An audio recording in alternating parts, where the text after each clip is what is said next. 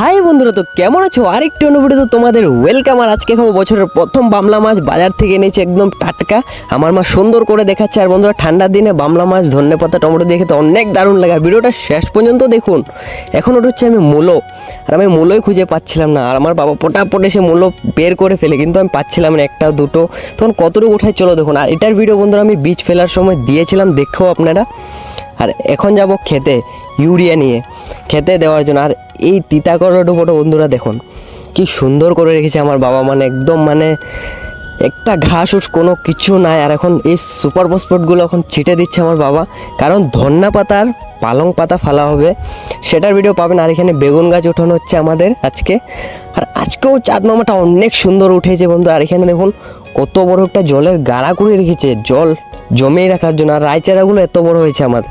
আর এই রায়চারাটা আপনাদের এদিকে থাকে কিনা কমেন্টে জানান। ভিডিওটা ভালো লাগলে একটা লাইক আর সাবস্ক্রাইব।